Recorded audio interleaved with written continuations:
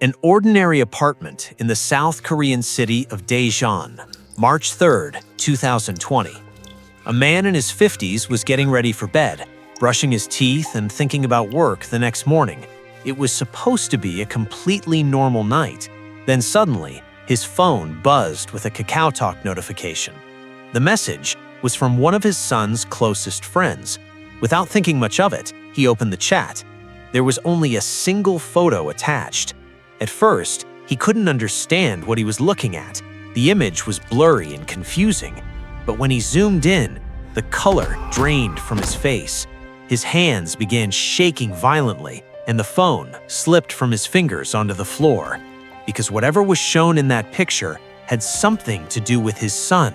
But the most disturbing part wasn't just the image itself, it was the person who had sent it. The sender was Ji-hoon, his son's childhood best friend, a man who had been a part of their lives for nearly 30 years. So what could possibly turn a lifelong friendship into one of South Korea's most disturbing criminal cases? Was this revenge? Betrayal? Rage? Or was there something even darker hiding beneath the surface? Because by the end of this story, one man would lose his life, another would lose his future forever, and one woman would become trapped in a nightmare she never asked to be part of. Police were contacted immediately. Investigators quickly traced the victim's phone signal to a motel district in Daejeon. But something immediately felt strange. The phone had not moved for hours. Detectives began reviewing CCTV footage and investigating everyone connected to the victim. During the investigation, they uncovered a shocking detail that completely changed the direction of the case.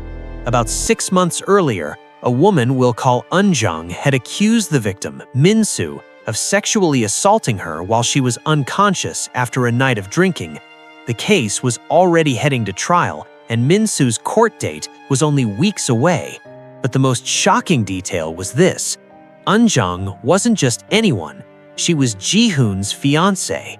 Suddenly, investigators realized this case might not only be about murder, but revenge. Ji-hoon believed the man he trusted most had betrayed him in the worst way imaginable. Detectives soon tracked Ji-hoon's phone to the area near Eunjung's apartment building. Around midnight, officers arrived at the quiet 3-story building. Most of the neighborhood was asleep. They knocked on Eunjung's door repeatedly, but no one answered. Then one of the detectives noticed something hanging from the door handle. At first, it looked like an ordinary plastic bag, but when the flashlight hit it directly, the officers froze. Hanging from the door was something so disturbing that even experienced detectives struggled to process what they were seeing. Later, investigators confirmed that it was a severed part of the victim's body, deliberately left there by the killer. It wasn't just evidence, it was a message, a horrifying message that would make this case infamous across the country. But one terrifying question still remained. Where was Min-soo, and was he still alive? Detectives immediately searched the area behind the apartment building. In the dimly lit parking structure, one officer suddenly looked upward and noticed something hanging from a pipe near the ceiling. At first, it looked like a shadow, but then the figure moved slightly. It was a person. Officers rushed forward. A nylon cord was tied around the person's neck. It was Ji-hoon. Detectives quickly cut him down and began CPR. Moments later, he started breathing again. He was alive. But one thing disturbed investigators almost immediately. Ji-hoon appeared strangely calm. There was no panic, no visible regret, no emotional breakdown. His clothes were stained with blood, and he quietly allowed officers to arrest him. But police urgently needed answers. If Min-soo was still alive, every second mattered. Yet during questioning, Ji-hoon refused to cooperate. Instead, he calmly asked for a cigarette, then another one, and another.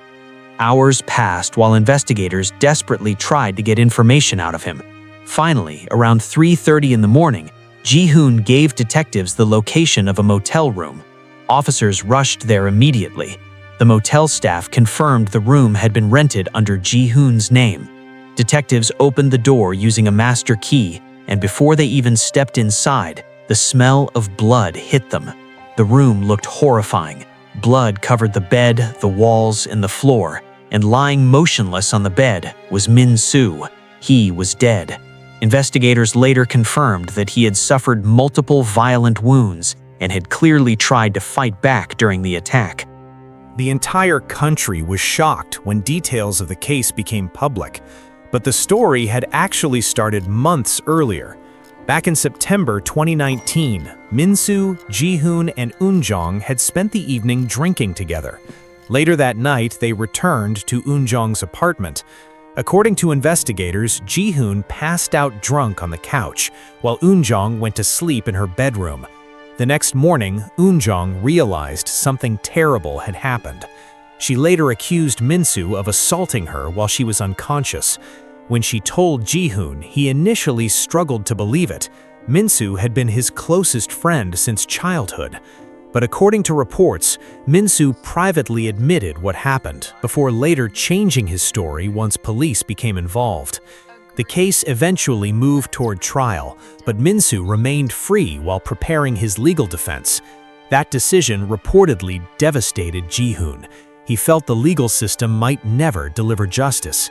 As the court date approached, his mental state reportedly became worse and worse.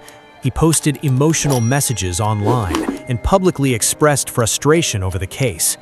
Then came the final turning point. The night before the murder, Ji-hoon and Min-soo met again for drinks. According to investigators, Min-soo made degrading comments about Eun-jong during that meeting. Whether those words pushed Ji-hoon over the edge or not remains heavily debated.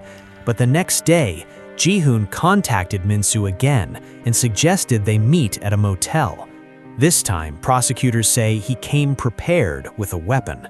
Investigators later concluded that the attack was not spontaneous rage, but a planned act of revenge.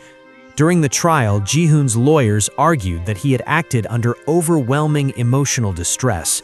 Prosecutors strongly disagreed, pointing to the preparation involved, the brutality of the attack, and the disturbing actions afterward. The court ultimately sided with prosecutors. In July 2020, Ji-hoon was sentenced to 20 years in prison.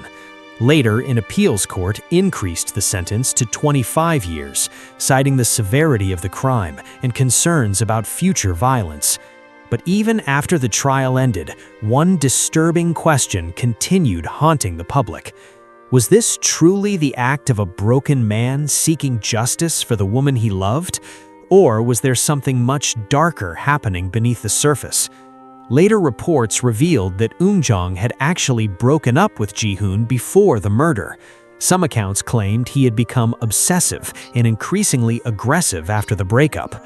Suddenly, investigators and psychologists began viewing the case differently. The horrifying object left on her door no longer seemed like protection or revenge, but possibly intimidation.